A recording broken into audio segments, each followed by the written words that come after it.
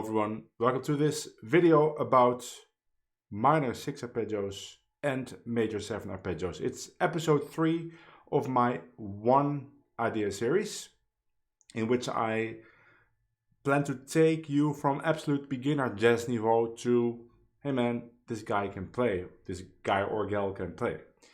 And if you haven't checked the first 2 episodes, watch those first because I will be referring in this video to those episodes.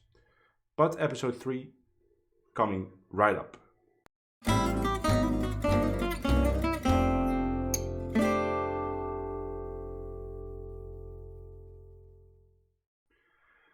So to recap a little, in episode 1 we're talking about ways to connect C7 to F with some scalar ideas going down on the guitar and then going up on a F chord with some nice phrases. And then in episode 2 we're discussing how to use diminished arpeggios on dominant chords. And this video is about another essential tool, right? I would say the first episode is more to get you playing. The second episode is about diminished arpeggios, which is a very essential tool in jazz guitar.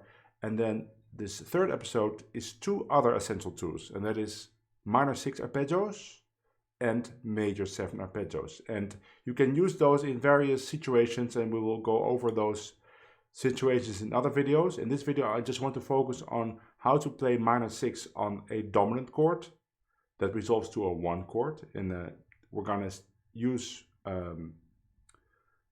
to practice, we're going to use honeysuckle rose again. So we're talking about C7 to F.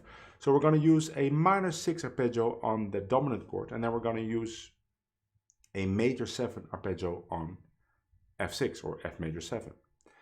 And we're going to do that in several different ways. And we're going to do that as usual using the Van Hemert system, which is my personal fretboard system, which I'm not going to explain in this video, but I made other videos, and I will link a video with an explanation about the system in the description. But you don't have to really understand that to get going. Just know that we're always thinking about the high E string when we're looking for things to play on the guitar, and we're thinking about chord tones.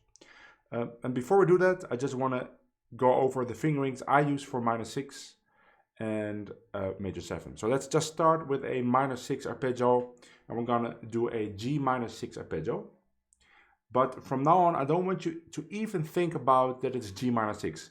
We're just gonna focus on the location on the neck, and this starts with our first finger on a B flat, right? And I want you to take that as the focal point. So when I say minor 6 down from a B flat, for example, that's what I'm talking about.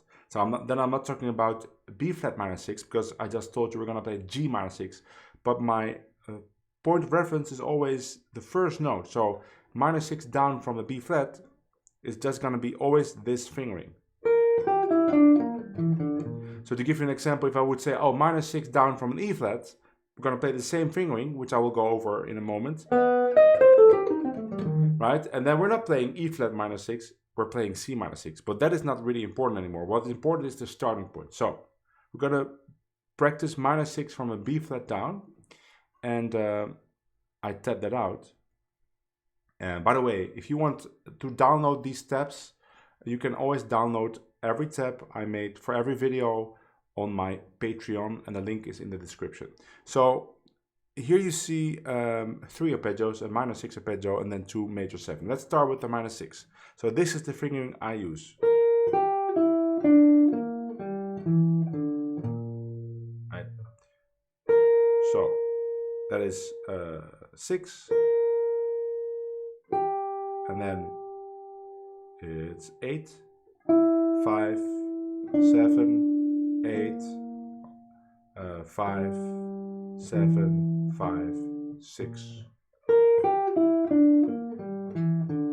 You can practice them down and up, doesn't really matter, but we're only going to play them down. So you could also just practice them down. I usually play them down.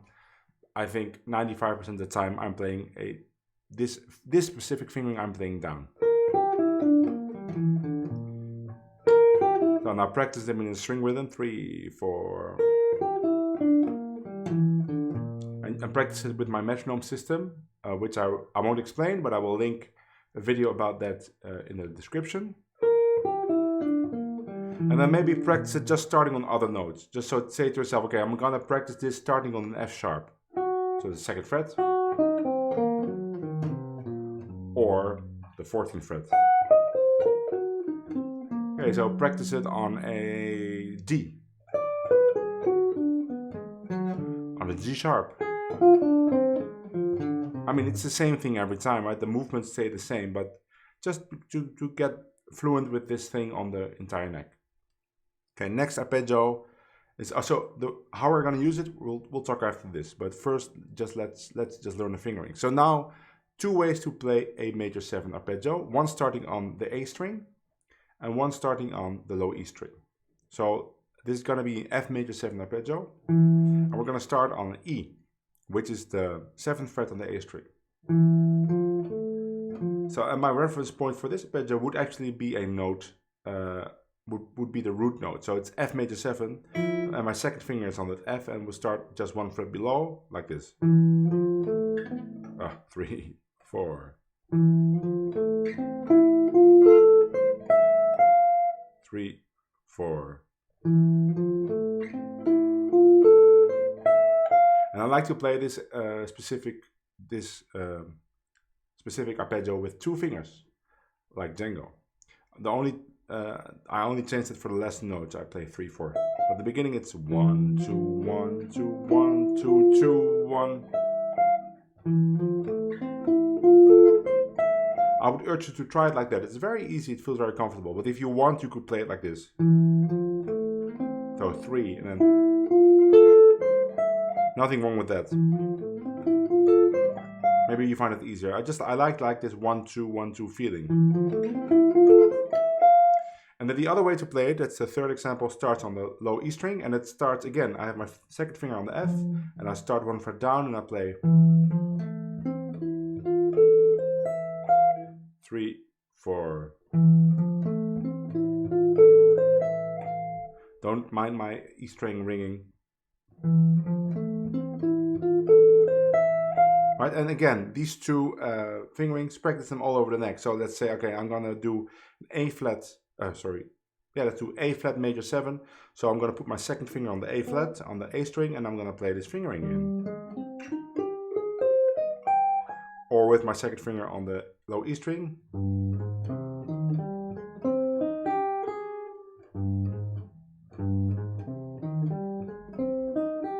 You could practice it maybe in the circle 5th, where you go down, right? You start on C major 7. Both fingerings. Then you go down a 5th, so F major 7, we just did it, and then you go down a 5th, so B flat major 7.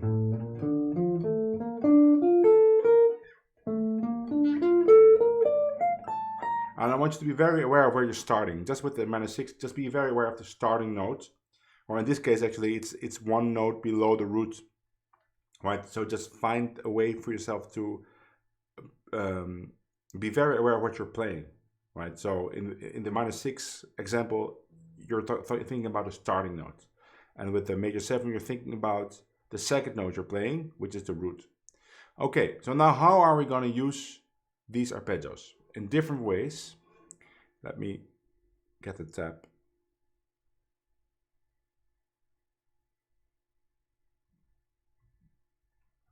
My computer is stuck, seems. Oh, it seems like I can't move the tab. Let me see. There we go. Okay, so this is the first example. I have 3 examples. And why do I have 3 examples? Because we have 3 starting notes that we can play the exact same fingering for -6, but of course different starting notes, that all fit on C7. And the first starting note would be that B flat we're talking about. So then I'm thinking about the 7th of C7, right? And that is, in my Van Hemert system, that would be called the 7th position of C, which is this B flat. And then I just play some notes before, some chromatic notes like this. Right, that's exactly the same. But now I turn it into a lick which sounds like this. 3, 1, 2, 3. Now we're on bar 3, and now the major 7 thing comes. First 4 notes before, and now the arpeggio comes. So I'm connecting a minor 6 arpeggio starting on the B flat on the 7th of C7 to an F major 7 arpeggio. 1, 2.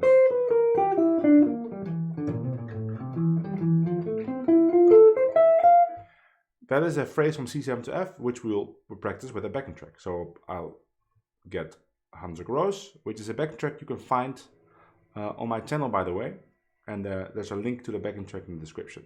So Hemert Rose is 4 bars of C7, and then it's 4 bars of F. So I'm going to play that phrase starting, if you look at the tab again, it starts on the 3rd beat, and then the lick lasts 1.5 bar. So I'm going to play this in the 3rd bar, starting on bar B3. So we get 1, 2, 3, 4, 2, 2, 3, 4, 1, 2, da da da, and then the lick will exactly be at the right place according to the step. So here we go.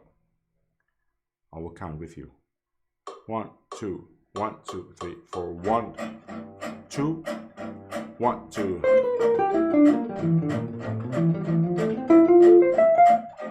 Do a second A. 1, 2, 3.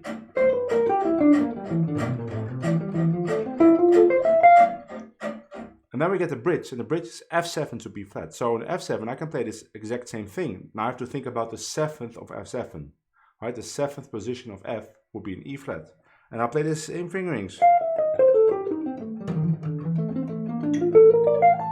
Right, it's exactly the same thing. I'm not thinking about the notes. The notes are not important. I'm thinking about the fingerings. That's how I play guitar, right? I think about the starting note or the position. This is the 7th position of F from the Van Hemert system. And then I'm playing this fingering. So now we go to the bridge. And I have to start on the 3rd beat of the 1st bar of F7 because it's 2 bars of F7. Here we go.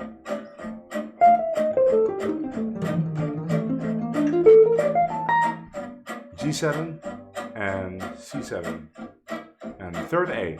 1, 2, 3.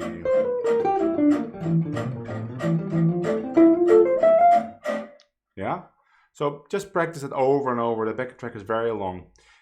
Also practice, like I always say, practice this thing starting 2 beats earlier or 2 beats later, which you can always do.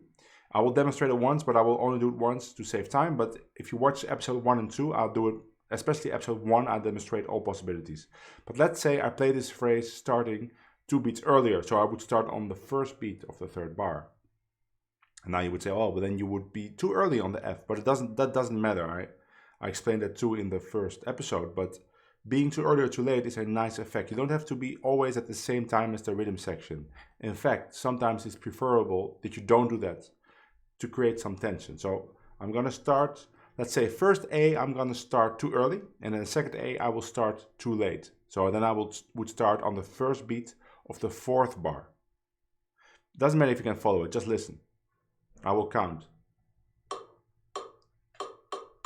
1, 2, and too early.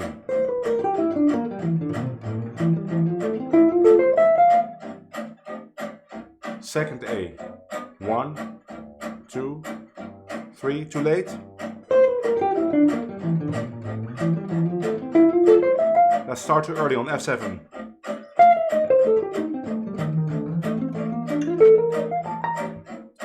G7. Now let's start on time. 2, 3.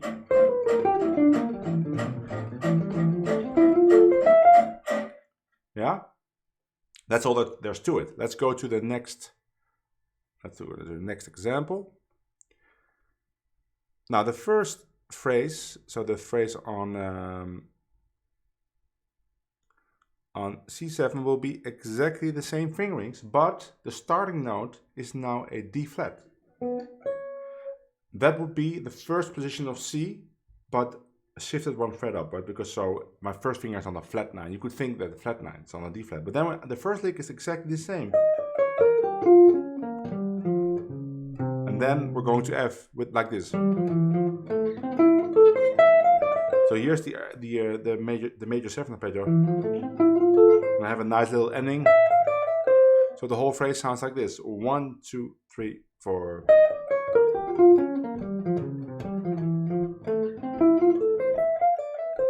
So compare this to, it's just the same minor 6 arpeggio, but now we're starting on the flat 9. Why that works, who cares? It sounds great. Just know that you're playing an altered sound. Right? It's, if you want to know exactly, would be an altered sus flat 9 sound. But I really don't think about those things when I play it. Just know that this sounds great.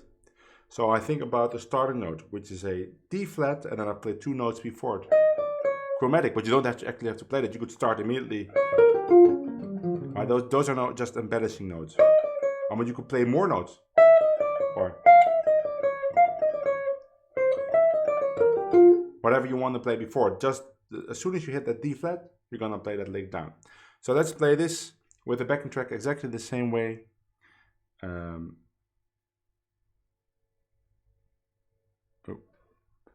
something happened.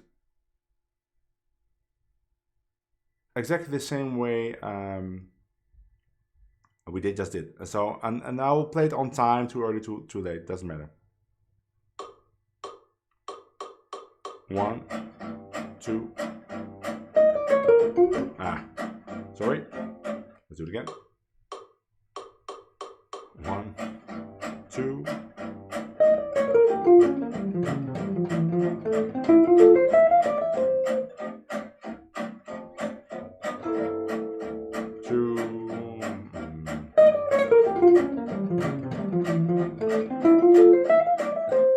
On the F7,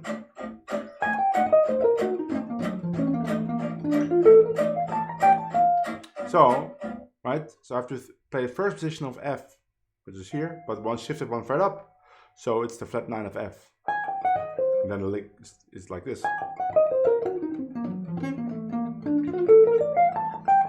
Or I could play it here.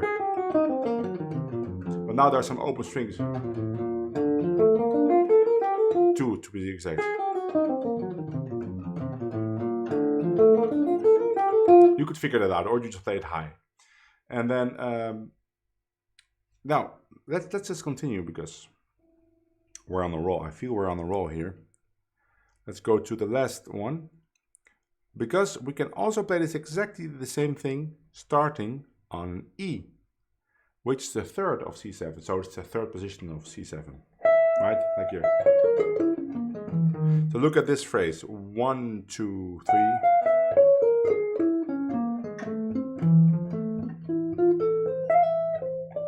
So the beginning is exactly the same.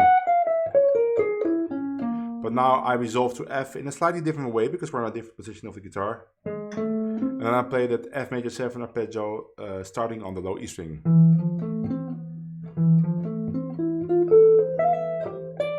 One, 2, 3.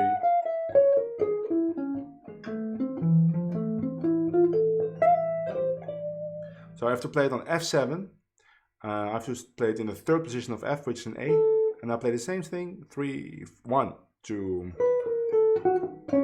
1, 2.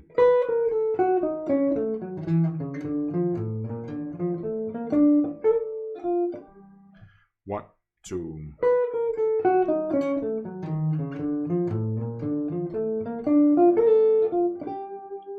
And this is even more altered.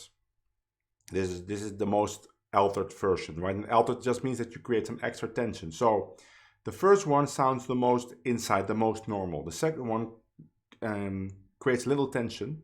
The third one creates the most tension. So you don't want to be using this all the time when you use -6. But that's the great thing. You have the same kind of fingering for everything, but you can create different colors. So let's just play this one on the backing track, and you will hear that it creates a lot of tension, and it might not be something that you want to do all the time, but it's a nice sound. And then the first chorus I will use only this, and the second chorus I will kind of interchange between the three possibilities. 1, 2, 3.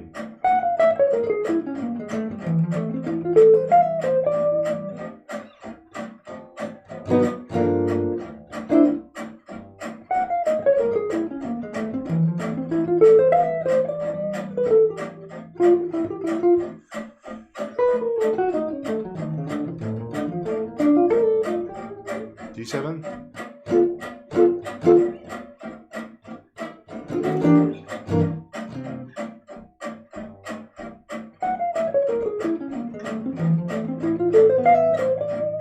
Okay, now I'm gonna mix. Let's play the first one.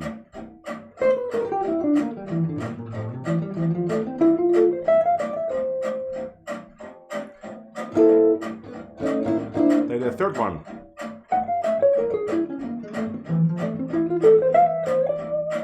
Play the second one on F7.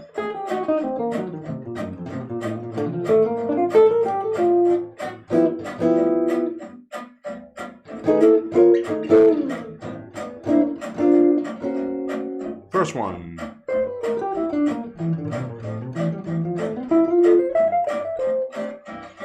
So I played the first one. I played the ending of the second one. Okay, so now you will find this is pretty easy to grasp, right? It's gonna take some time to get it fluent, but it's easy to grasp. Now, of course, the next step would be for you to combine it with all the other phrases. So remember, the first episode we had this downward. Right, this would be the one in the 5th position of C. Then we had one in the 7th position of C. Which was that one again? Yeah.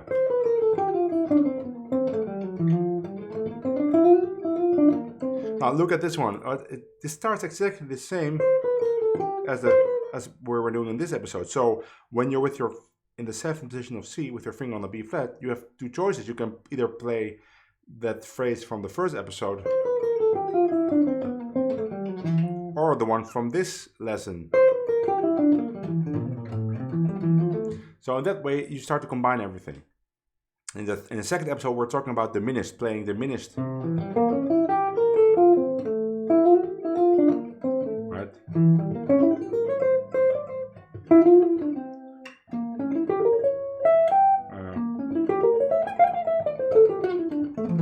All those phrases. So what I'm going to do is, first chorus, I'm going to combine everything we did so far. Second chorus, I'm just going to play my own solo, but I will use these phrases to show you how they would fit in if I would play normally. Here we go.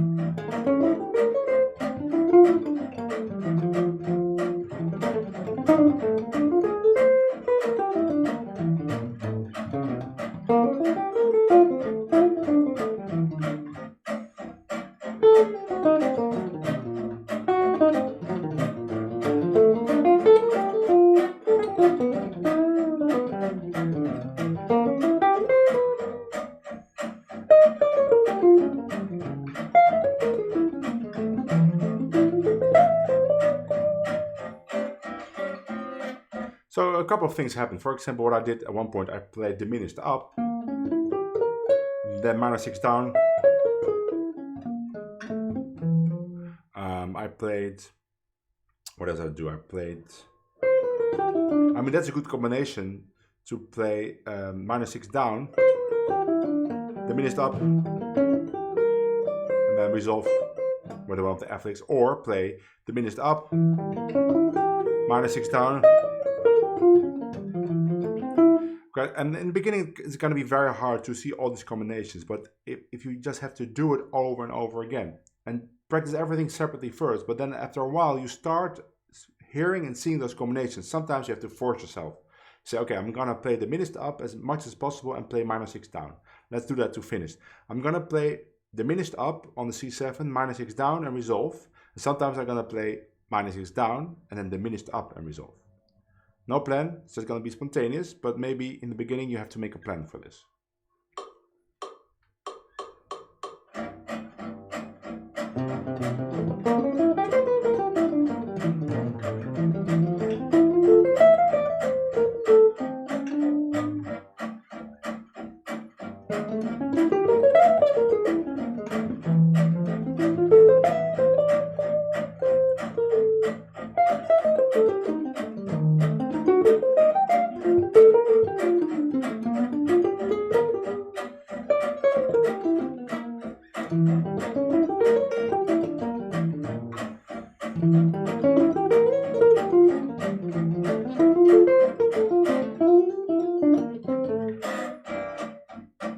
Like that. Start working with it. Again, if you want the tabs, of course you could see them from the screen or you could describe it yourself, but if you want an easy solution, they are just available on my Patreon, link in the description, and I will be back soon with episode 4 of this series, One Idea. And until then, bye. Oh yeah, I want to play my bumper, but I have to do it from my computer because my remote here is not working. No clue why. Here we go. Bye.